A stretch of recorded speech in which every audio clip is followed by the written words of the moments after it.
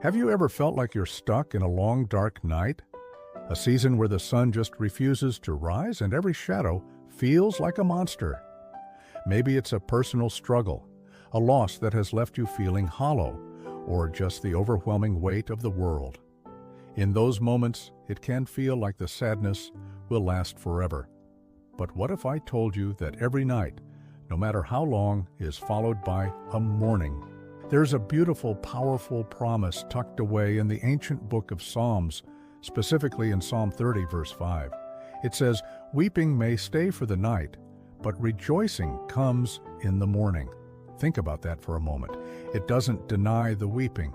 It doesn't pretend the night isn't real or painful. It acknowledges it. It says, yes, weeping will stay for the night. Your pain is valid. Your sorrow is real. It's okay to feel it. It's part of the human experience. But the promise doesn't end there. It gives us a profound hope to cling to. It assures us that the night is not the end of the story. The weeping has an expiration date. Joy is on the horizon. Just as surely as the sun rises after the darkest hour, a new season of rejoicing is coming for you. This isn't just a nice poetic idea. It's a fundamental truth about the rhythm of life and the nature of hope. Think about nature itself. A seed must be buried in the dark earth before it can sprout into a beautiful flower.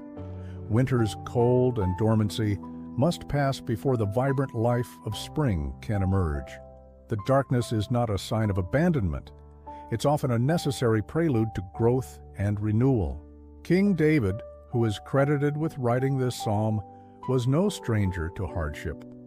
He was a shepherd boy who became a king, but his journey was filled with life-threatening dangers, deep betrayals, and personal failures. He knew what it was like to hide in caves, to run for his life, to grieve the loss of loved ones. He had many, many nights of weeping, yet through it all, he held on to this truth. The morning is coming. His life is a testament to the fact that our darkest moments don't define our final destination. So, how do we hold on to this promise when we're in the middle of our own night? How do we believe in the morning when all we can see is darkness? First, we must allow ourselves to feel. The verse says, "Weeping may stay for the night." It's okay to grieve. It's okay to be sad. Suppressing our emotions doesn't make them go away. It often just makes the night feel longer and lonelier. Acknowledging our pain is the first step toward healing. It's like telling a doctor where it hurts.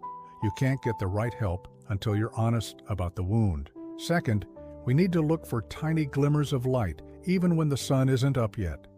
Maybe it's the kindness of a friend, a beautiful song, a moment of peace in nature, or just the simple act of taking a deep breath. These are the stars in our night sky. They don't erase the darkness, but they remind us that light still exists. These small joys are whispers of the morning to come. They are little deposits of hope that we can collect and hold on to. Let's think about this practically. When you're going through a tough time, it's easy to focus only on what's wrong. Our brains are kind of wired that way for survival, but we can intentionally retrain our focus. Maybe you could start a gratitude journal. At the end of each day, write down just one thing, no matter how small, that you're thankful for. It could be a warm cup of coffee, a text from a loved one, or the fact that you made it through another day. This simple practice can shift your perspective from what you've lost to what you still have, from the overwhelming darkness to the persistent stars.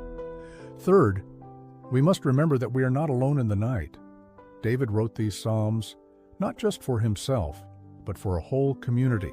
We are designed for connection. When we're hurting, our instinct might be to isolate ourselves, to pull away. But that's when we need community the most. Reach out to a trusted friend, a family member, a support group, or a counselor. Sharing your struggle doesn't just lighten your own load, it also creates a space where others can share theirs. You'll often find that the very people you lean on have navigated their own dark nights and can offer wisdom and empathy that you desperately need. Their story of survival becomes a beacon of hope for yours. Remember, joy doesn't always arrive like a sudden burst of sunlight. Sometimes the morning comes slowly. It starts with a faint glow on the horizon. The sky shifts from black to a deep navy, then to purple and orange, long before the sun actually appears. Healing and the return of joy can be a gradual process.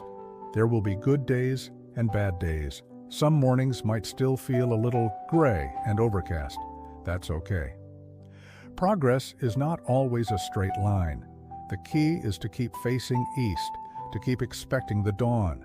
The promise of Psalm 35 is a lifeline. It's a declaration that our current circumstances are not our final conclusion. Your season of sorrow is temporary. Your weeping has a purpose, perhaps to water the seeds of future strength and compassion. But it is not forever. Let this truth sink deep into your heart today. Whatever night you find yourself in, a night of loneliness, of anxiety, of grief, of uncertainty, hold on, cling to the promise. Joy is not just a possibility, it is a certainty. It is the guaranteed outcome of your perseverance. The morning is coming, and when it arrives, the memory of the night will make the sunrise that much more beautiful. The joy will be deeper, richer, and more meaningful because you know what it's like to have wept.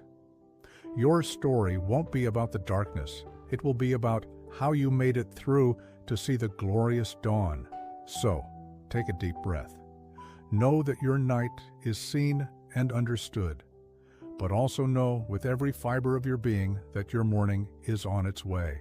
The rejoicing is coming. Hold on to hope. Thank you so much for spending this time with me today. If this message resonated with you, I would be so grateful if you'd like this video and subscribe to the channel for more content like this. Your support helps us share these messages of hope with more people who might need to hear them. Remember, you are not alone. Be well and keep looking for the sunrise.